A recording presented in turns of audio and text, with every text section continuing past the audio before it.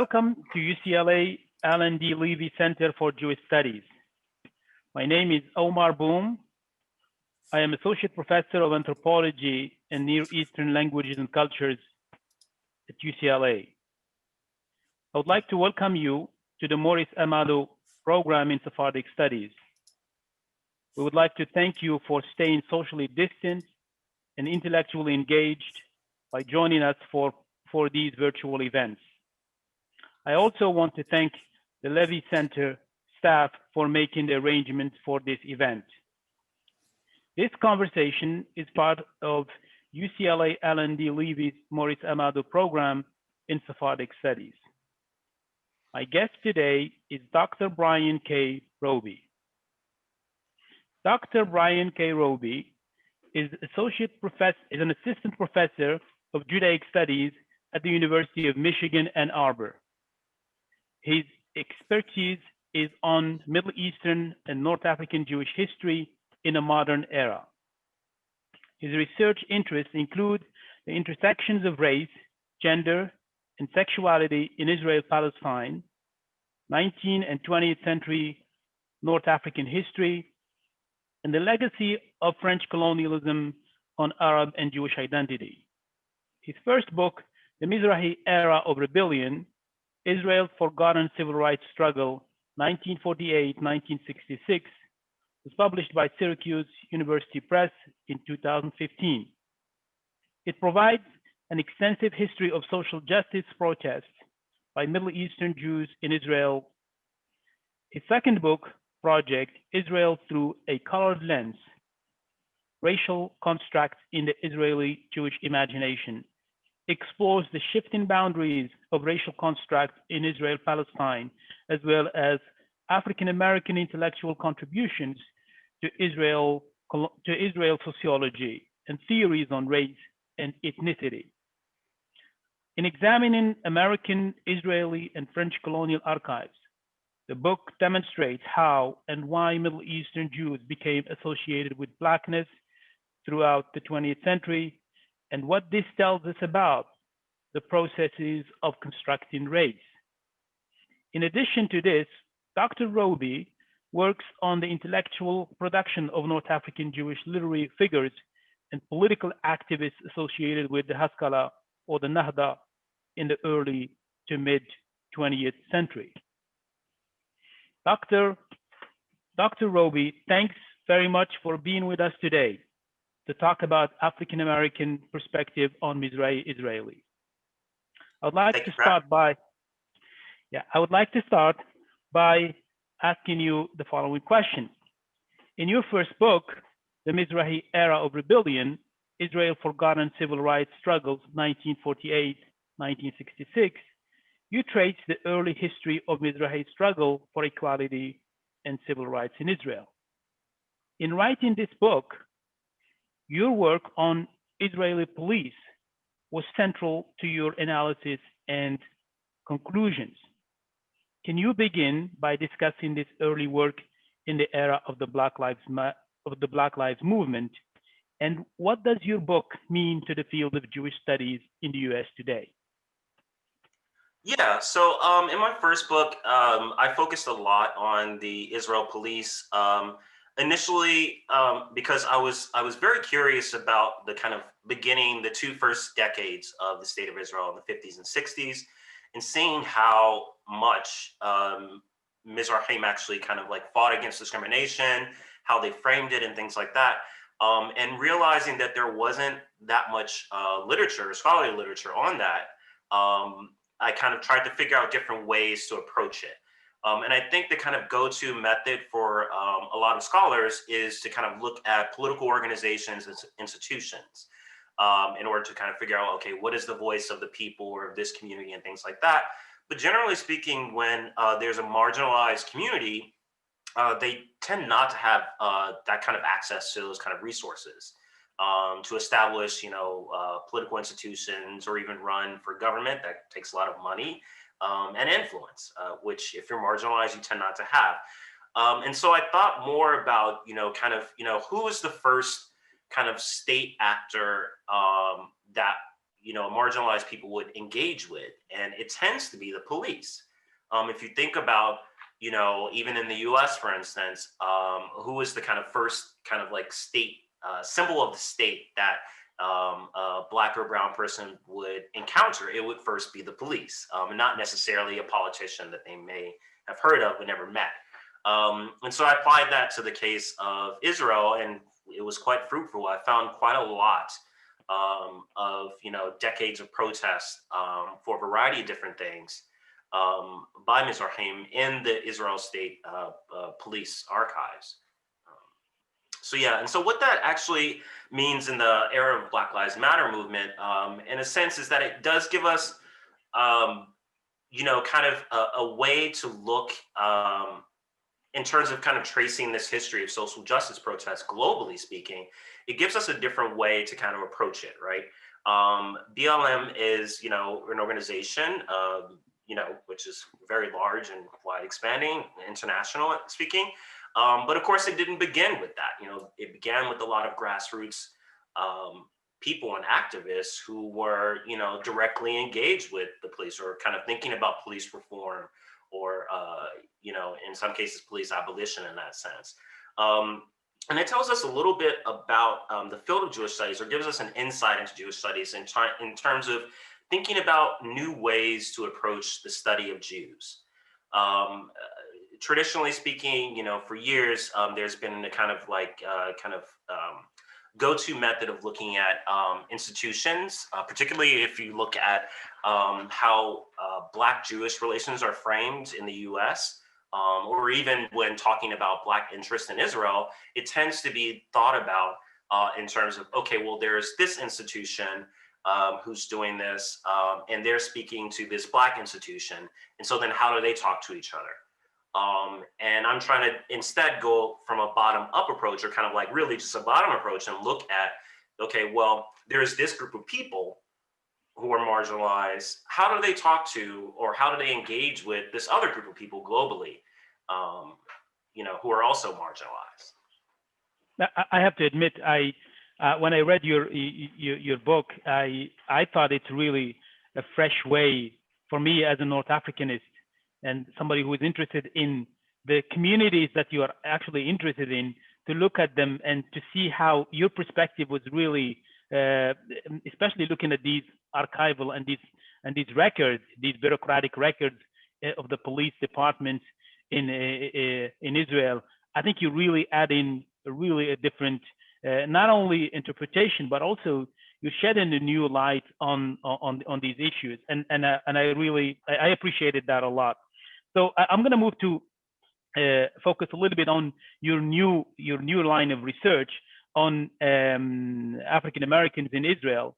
So can you tell us about how you became interested in the politics of race in Israel from an African American positionality, and how this new research builds on the previous research? Yeah, so I became interested in the politics of race in Israel actually fairly early on, and my first book is very much influenced by that in a sense.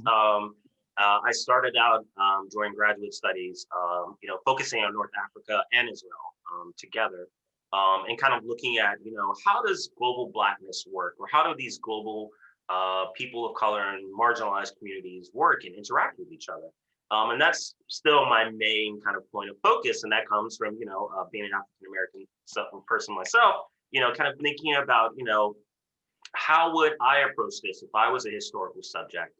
What would I do, right? And how would someone, 100 or 200 or even 70 years from now think about, if I was an activist, for instance, think about how I would do things. And so it's really kind of taking that bottom approach in a sense. And I think, this builds a lot on my previous work, the new stuff, because, I give little pointers to what's going on in the 1960s in Israel, particularly with Eliyahu Eshar, who is, initially part of the World Sephardic Federation, and then gets into like a more militant activism in the 60s.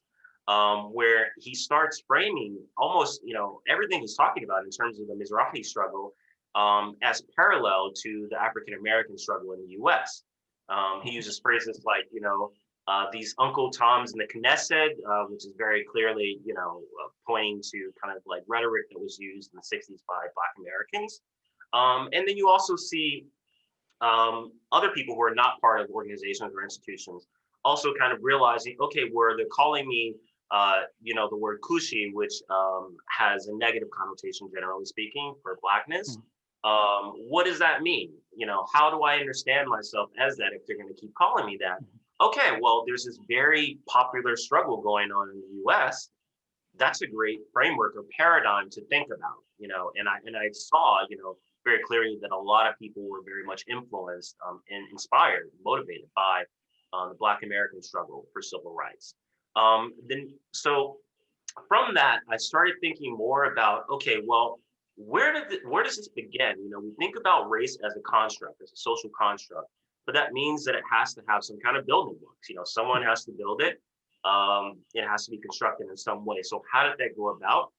And that's what I'm really kind of focusing on now and looking at Blackness for Mizrahim, throughout the 20th century by kind of looking at kind of race scientists who are part of the, Zionist movement, and kind of talking about Mizrahim as Black, which is how that's, what I argue is that's how it started.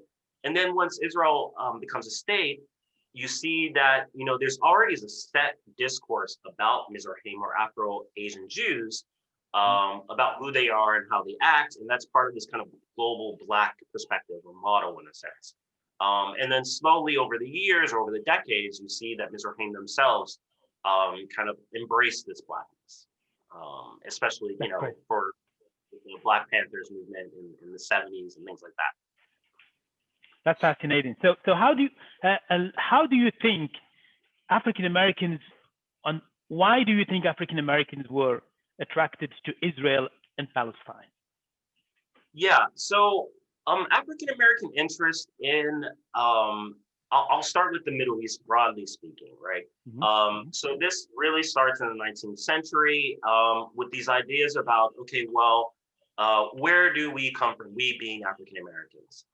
And there's a sense that, there's a connection to Africa as a whole. There's a whole Pan-African movement, as well as, looking towards Egypt and then a little bit in the Middle East, right? And from there, at the same exact time, you have the Zionist movement that comes into fruition. Whereas there are,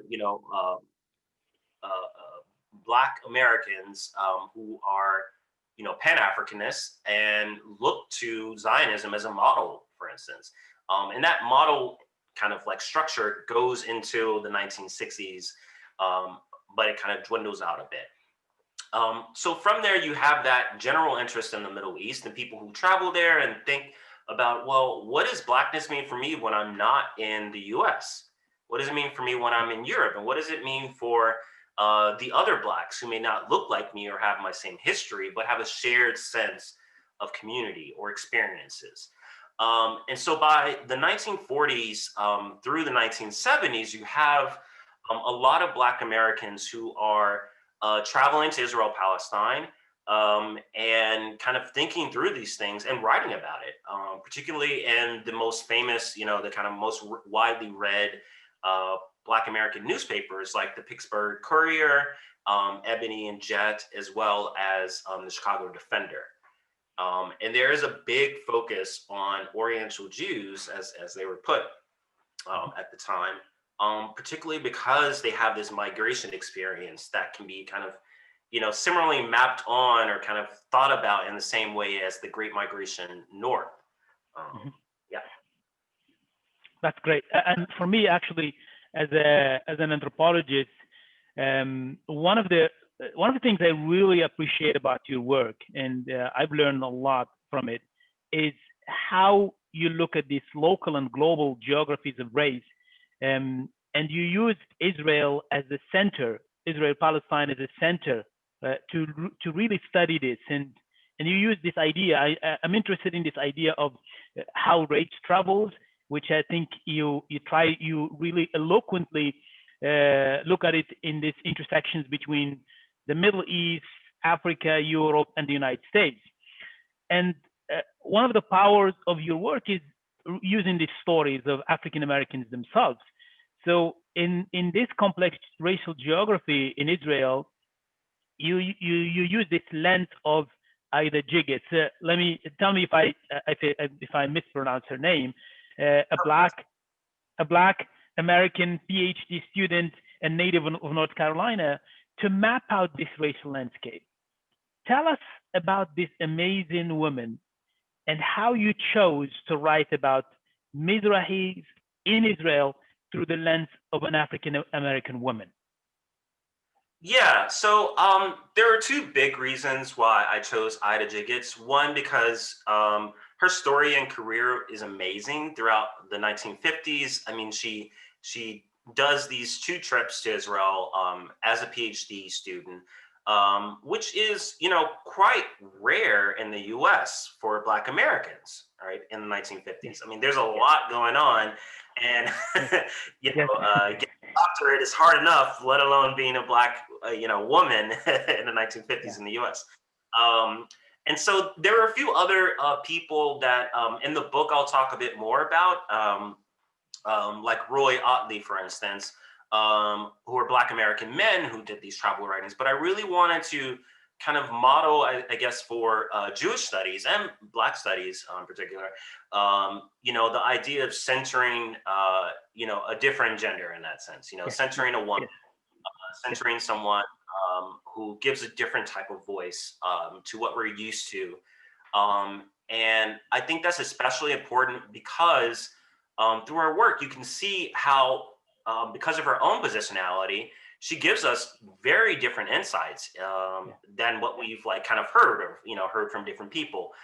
There are a number of people that who traveled to Israel during the period of time that I discussed. So I'm mostly discussing the 50s until the early 70s.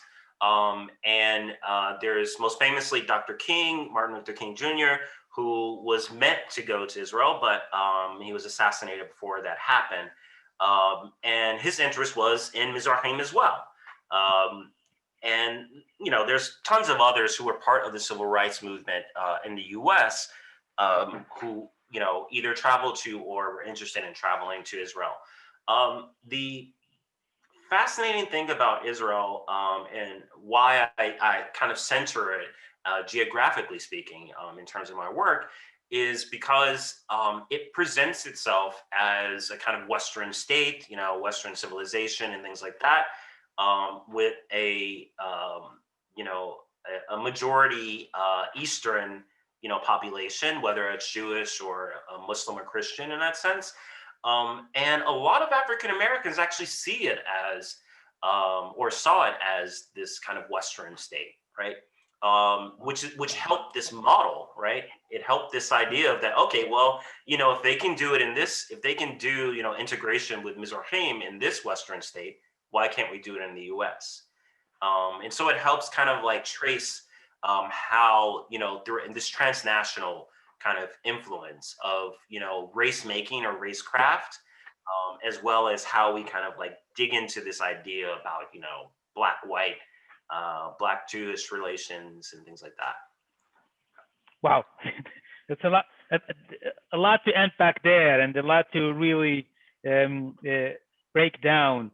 So I'm going to move to a more of a general question, because I think it will help our listeners see and put in context this African American perspective.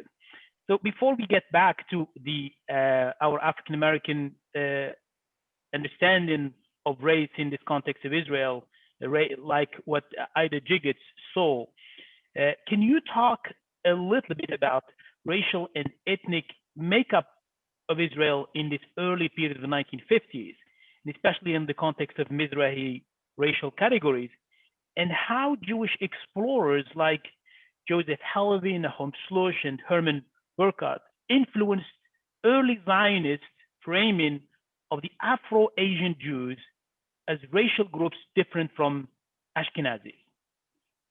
Yeah, so these explorers are really fascinating. I'm mostly personally fascinated by Nahum Shlosh. He is Me really too. Yeah, I mean, yeah, he's this fascinating character who appropriates a lot of different identities throughout his life. You know, he actually is working as a Zionist emissary throughout North Africa, particularly in Morocco. But then also in Morocco, he's working as a spy for Lyautey, the French colonial administrator. While he's writing these anthropological books about, you know, Moroccan Jews and, you know, North African Jews. And so he becomes, for instance, the authority on North African Jews for a variety of different countries. His work is translated into French, Hebrew, English, you know, most specifically, and, you know, these Anglophone, Francophone, and Israel or Hebrew-speaking peoples end up, you know, taking his word for it. He creates this image of what North African Jews are like and what North Africa is like. And I think it's harder to imagine nowadays because we have a little bit more access to other, you know, more global communities. But at the time, this is like the only way that you can figure this out, you know. If you want to learn about something, you know, I remember, you know, as a little boy, you know, my mom always had these the Britannica set of encyclopedias for, you know, the year, and it was all encompassing. And if you wanted to learn about Africa, you would, you know, look at this book. They'd have a few pictures, and it's like, oh, okay, that's what Africans look like. That's what they are, because this one person wrote that book. Without realizing that, yes, of course, you know, there's a colonialist perspective or influence behind that, and there's a lot of kind of other, you know, things that are influencing how this perception is conceived. Herman Burkhardt is similarly like that. Joseph Alevi is a little bit less, but he's still part of this kind of like travel writing, colonial travel writing.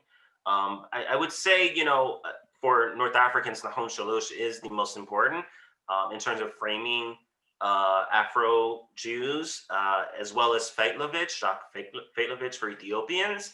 And then you have people like Shlomo Goiten and Yitzhak Ben Zvi, who then became the first president of Israel, who creates an image of the Yemenite Jew. And part of this, all of their perspectives was, on one hand, was this kind of like complex or complicated notion that they wanted to show Jewish unity while also bolstering whiteness for Ashkenazi Jews. And so there's this dance between framing Mizrahi Jews or Afro-Asian Jews as Black or very, very different, but still somehow the same as Central and Western European Jews, at least in their physical appearance in some way. There's a Jewish look or a Jewish nose in that sense that they were all kind of obsessed with. And that has to do with this idea of like this mixing of physical anthropology along with the then nascent understanding of what ethnography will become. Great. So in your work, you discussed that for many African Americans, Israel, and you already touched upon this, but I'm gonna, I think it's in the, I want to introduce the question by highlighting this point because it's important for the point I'm going to make here. So you touched about how Israel was a place for many African Americans to learn from as they thought about their post-racial America, for instance, in their experience in post-racial America. Can you say more about this, especially with regard to your focus on the Yemeni communities and where the Yemeni communities fit in this racial map? Sorry, one more time. Some of it cut out, so just give me if you could. Yeah. So in your question, in your work, you discuss that for many African Americans, Israel was a place to learn from as African Americans thought about their future in a post-racially divided America. Can you say more about this, especially regarding their focus on the Yemeni communities? Yes.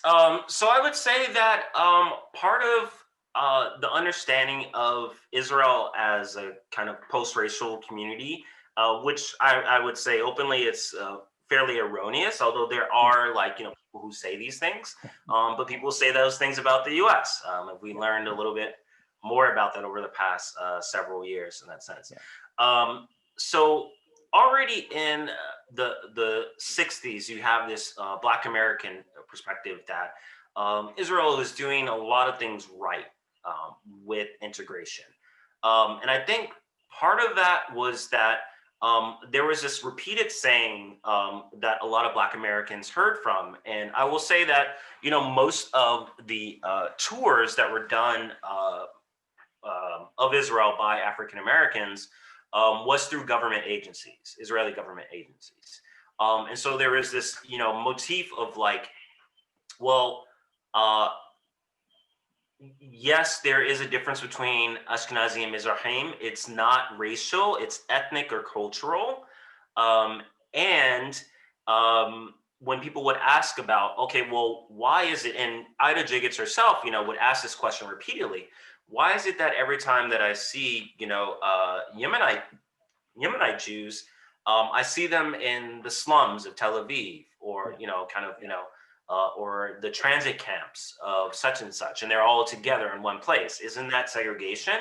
And Ben Zvi, the president, Ben Gurion, the prime minister, lots of other administrative government employees would just say the same thing, that, well, there isn't a law separating different types of Jews, right? There is no law of the color line, or there isn't any legal barring of, mixing or intermarriage. And intermarriage in this case means Ashkenazim and Mizrahim marrying each other. And I want to really emphasize, really to get people to think through what that means to say that Jews, in a sense, marrying each other is somehow intermarriage, right? There's a racial aspect to that, to think that, okay, well, this European Jew with this North African Jew who was likely a subject of a European power is now intermarriage if they mix together. So getting back to the point is thinking more about how Black Americans viewed it was more that they saw this and they heard it, and nothing was to the contrary, unlike Jiggetts, who had like a more extensive experience in the country. And so people said, okay, well, it sounds good to me. Later on, in the mid 60s to the mid 70s, you hear a little bit more critiques. And I'll say that a lot of that critique about how Mizrahim were treated was started with Roy Otley, who was a journalist in the Second World War, and then traveled to Israel and first in Mandate, Palestine, and then in Israel after the state was created. And he devoted an entire chapter of his first book to the Mizrahi experience in the 40s and 50s. And by the 70s, you see a more kind of like nuanced understanding by Black Americans who are thinking, well, wait a minute. If there is a Israeli Black Panthers, if there is this, massive protest against discrimination, then something's off there. Something's going on more so than we think of. And I think, nowadays the go-to, and this is getting more in terms of the present time, the go-to is to think about the Palestinian struggle as analogous to the Black American struggle. And, I can see how, in a sense, that there is a global kind of people of color solidarity in that sense, right? But there is a kind of, but there's a much more long-standing kind of approach to the Mizrahi struggle in a sense, right? And it's not putting them, pitting against each other. It's more that seeing, where is that lens? And I think the lens there, in terms of thinking about why there was a much bigger focus on Mizrahim, was that In the US case, in terms of race relations, and this is thinking about more about how race travels in that sense, Mhm. it looks completely different, right, than Israel, the US Mhm. case. And in the US, because of historical reasons that I won't get into, Arabs and North Africans are kind of placed into the white category of Yeah. Caucasian, right? Yeah. And legally speaking, that affords some privileges, not in terms of on the ground. And I think Black Americans kind of thought through that, and like kind of how they engage with Arab culture was very different than the experience of Arabs themselves. Yeah. So I want to get back to I think one of the in your book, in your first book, the Mizrahi Era of Rebellion, you describe how policing was discussed between African Americans and Israelis as a strategy for Black integration, which I really I want you to give the listener some background to this, because I thought it's really an interesting point you raised in your first book. So, but the follow up to this question or to this point, in your recent work, you make the case for cooperative farms as a Black approach to economic mobility, and you highlight how Yemeni Jews was a success story compared to Moroccan and Iraqi Jews. Can you say more about how this Israeli mushavims inspired Black farmers in Alabama and Mississippi? Yes. Okay. So those are two questions. You will have to remind me about the Yeah. Moshavim question. But I'll say that. Yes. So Yes. in terms of um, so to kind of walk the listeners through or walk you through the idea of using the police as an integration method, this really starts. So I'll say first that policing looks very different in every country, of course. And I think every country kind of thinks as if policing is like, oh, that's how it works everywhere, right? But it's not. And the US case is very, very unique, um, primarily because there is no centralized police force. But in the early 20th century, there was this idea um, that European immigrants who were marginalized on somewhat similar levels to Black Americans and problematized, the ones that you throw in, jail or that you need to police the most, what's the best way to actually, get them to be better, get them to be more American? Them join the police, right? And this is a very common thing, particularly with Irish Americans in the early 20th century, both with fire brigades as well as police institutions. And then later in the 40s and 50s with Black Americans, where it starts very slowly in big cities, where, okay, the idea is that if you have and I'm saying this as a policing official in both the US and Israel, that if you have someone who's Black and on the police force, then the citizens won't attack you. They won't hate you because they'll be attacking one of their own. And so, how can you possibly hate the state if you are now somewhat part of the state, or some of you are part of the state? And most infamously, you saw this in the Wadi Salib Rebellion of 1959, where police commanders' literal orders were that, okay, we're putting the Daruz population, who are separate population from Mizrahim, and particularly Moroccan and other Mizrahi police officers on the ground. We're putting you on the street because they won't dare throw stones at you because you are one of them. And this was a slow process that happened over the 1950s, in which you can see, and I put a little chart in my book where I show that there's this like steady rise of Mizrahi immigrants being part of the police department. Philosophically speaking, there was this was an early conversation with the state. One of the first conversations with the first committees of the state was that, well, should we have an all-encompassing police department? A lot of people said absolutely no. Jews hate the police for good reasons in many countries, particularly in Russia and other places. The police were not very kind to the Jewish population. Others said, no, we have to have it. So what do we do? There's a lot of incoming Afro-Asian Jews. Let's put as the one representative of in the government of Mizrahi or Sephardim at the time, let's put in Bechor Shitrit, who is from the Mughrabi community of previous Ottoman Palestine, Moroccan origins. And so his idea is that, well, I wholeheartedly agree that they're backwards, they're from, backwards countries and things like that. So we need to civilize them. And the police is a civilizing institution.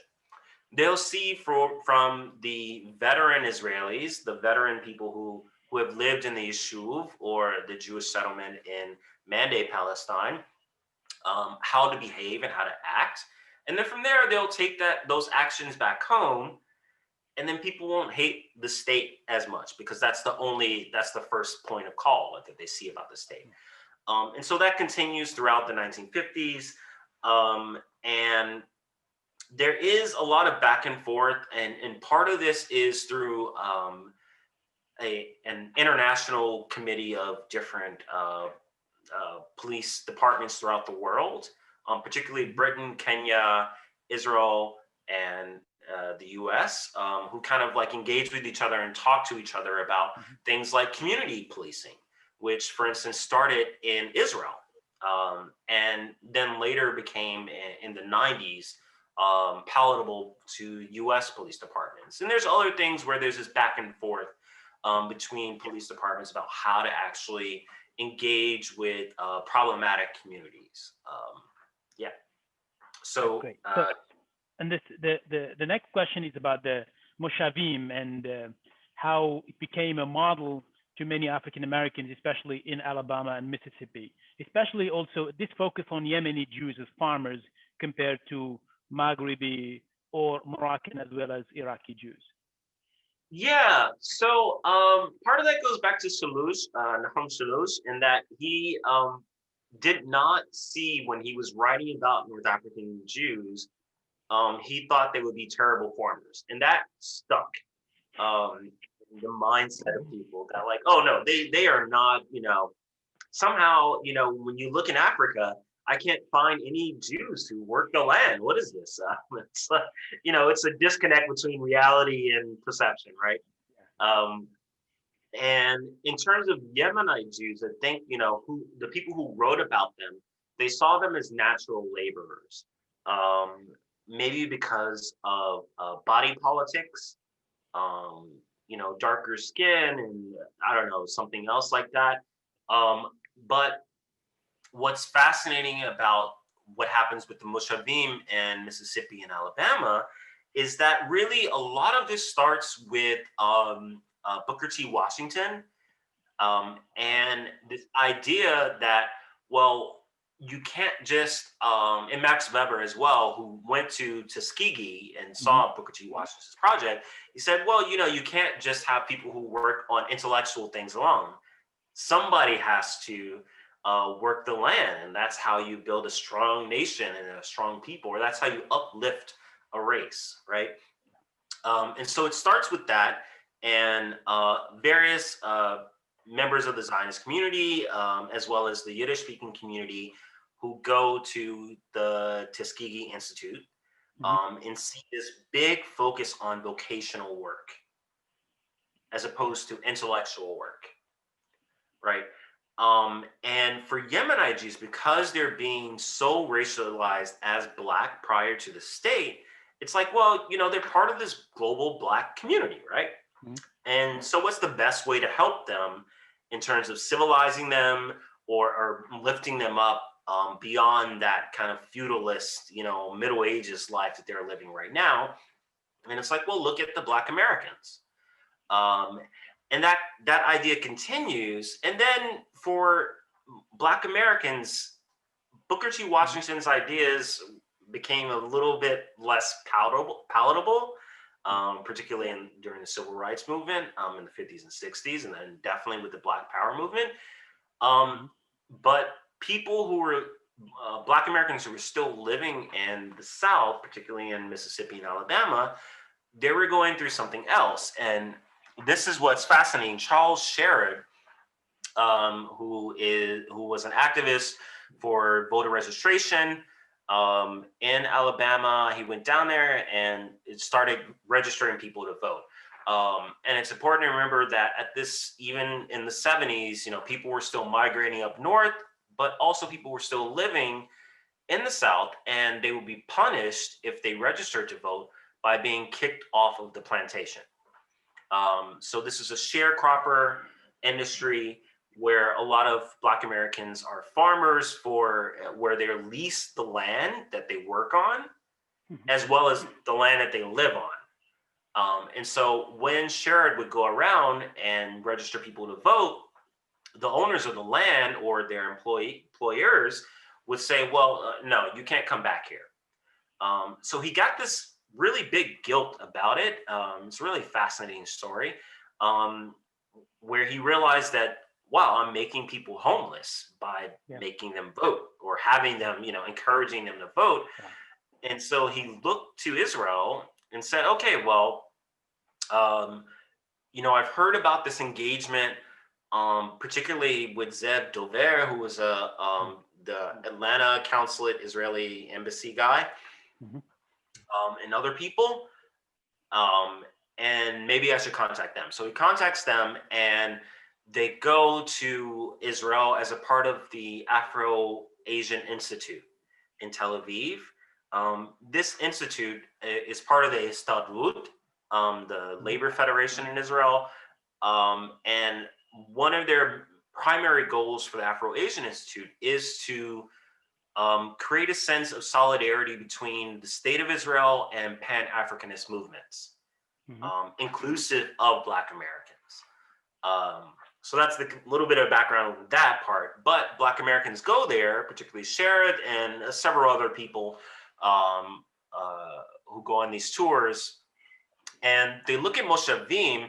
The Moshavim, in a sense, were influenced by this idea of working the land, of course, which the Zionist movement, very much encouraged, but they didn't encourage it for everyone, right? Not everyone could work the land, right, in that sense.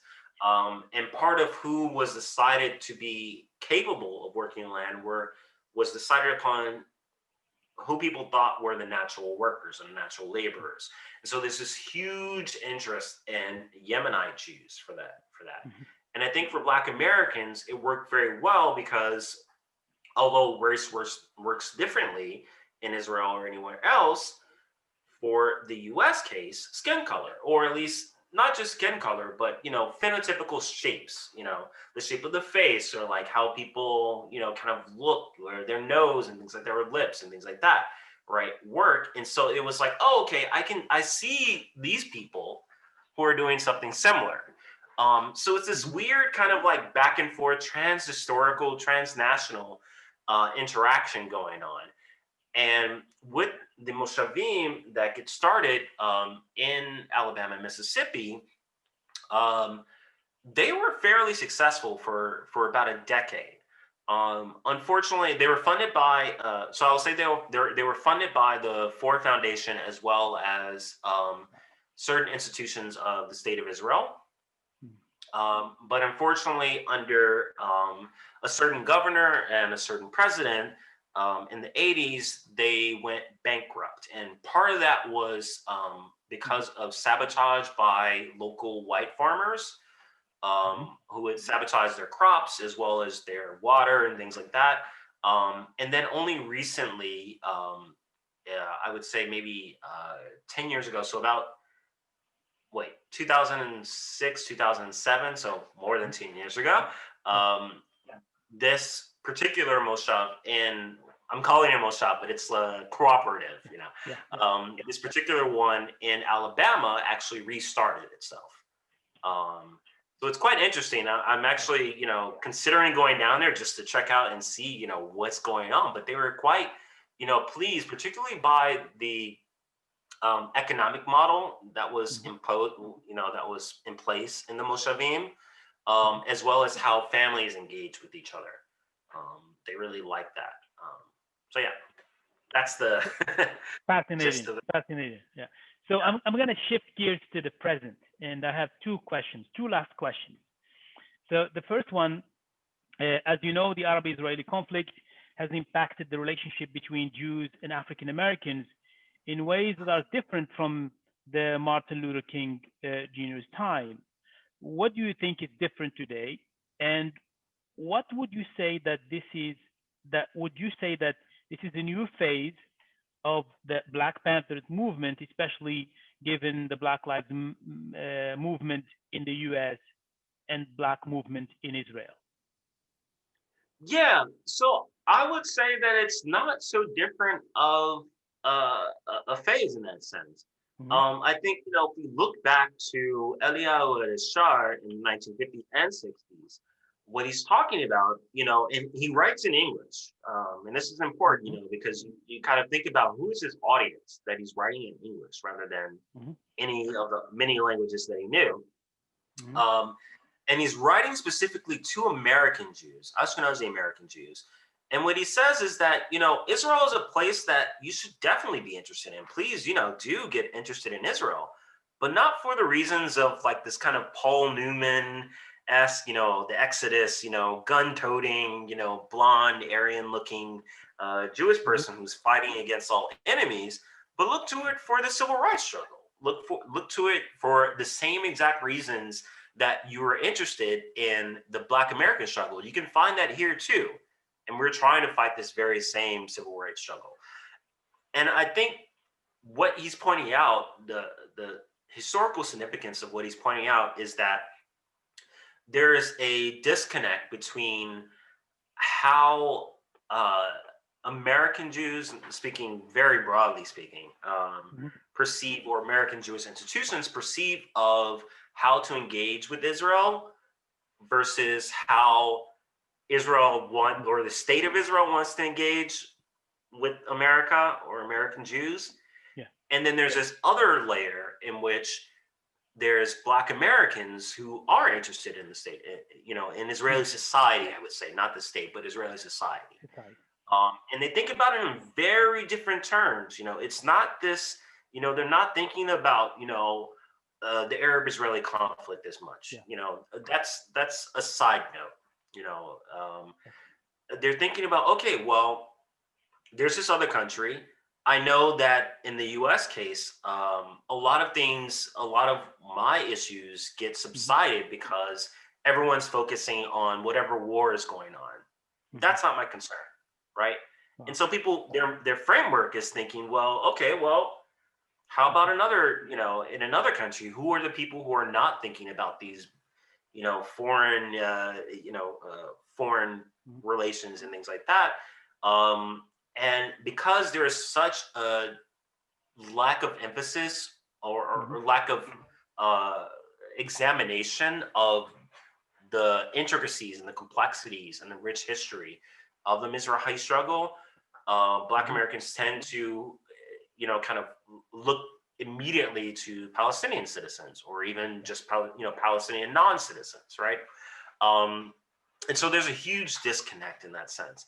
And I think the newer phase, the kind of what's going on now is that there's a more public recognition of, what's going on in Israel proper itself in terms of Israeli society, and not just what's going on in the Arab-Israeli conflict.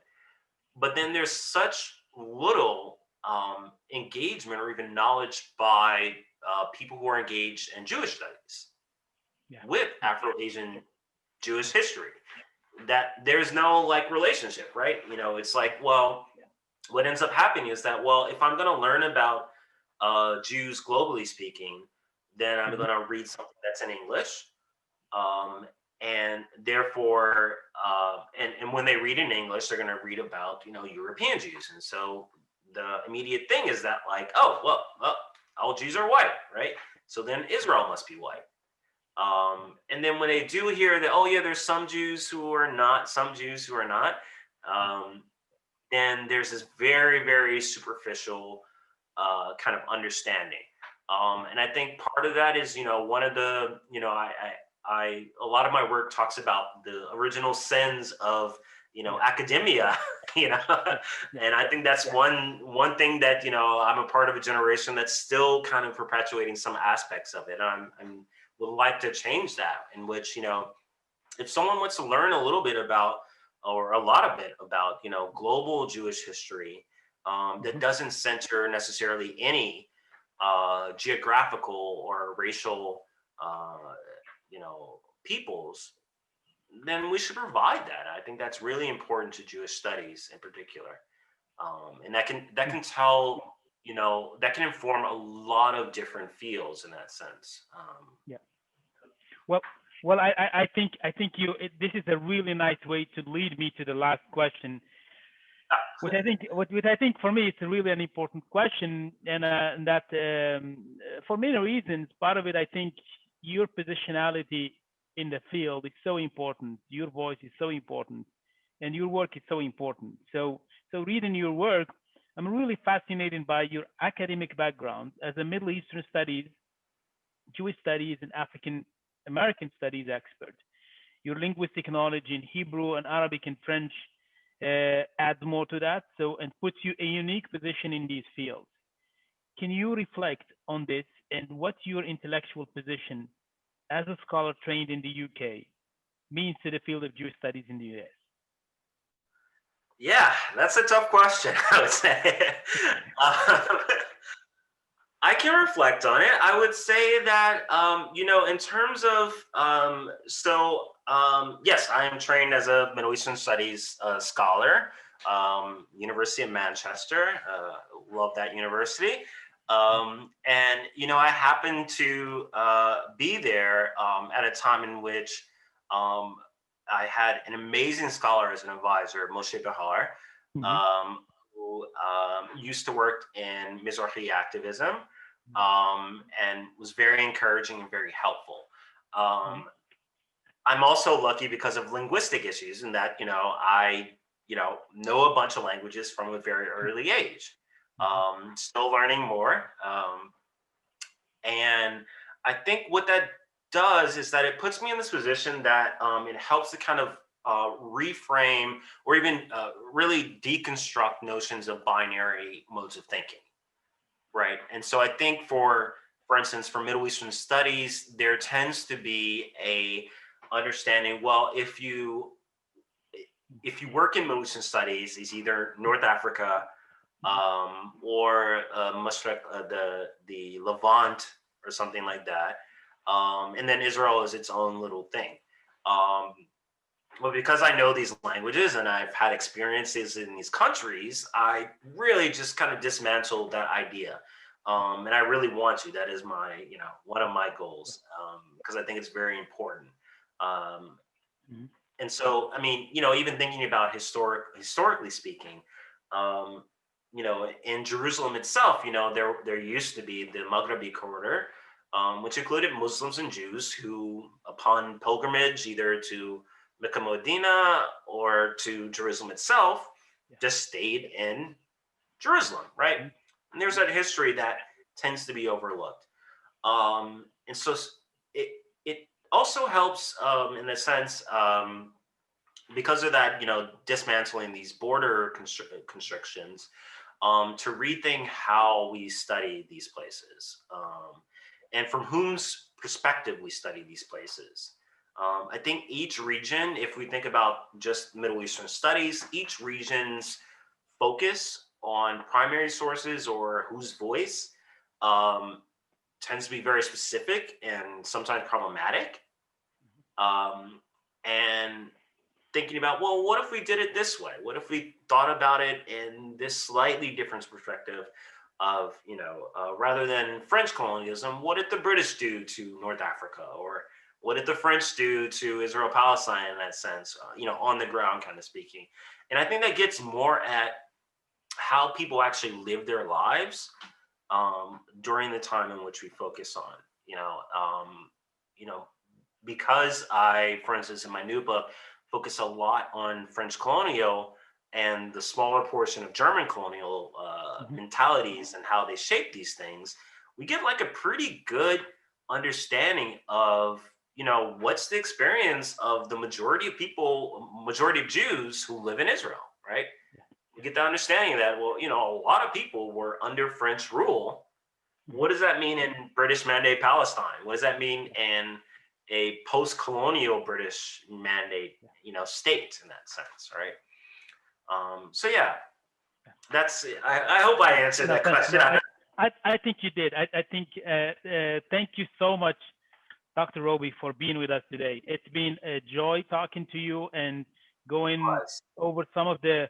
I think we just got a really snippet of the richness and the density of your work, and we hope to see you at some point on campus at UCLA, and to have you as a guest of the UCLA, the Alan D. Levy Center for Jewish Studies, and stay safe and be well. And I hope to continue this conversation with you in the future. Thank you so much. Thank you. Take care.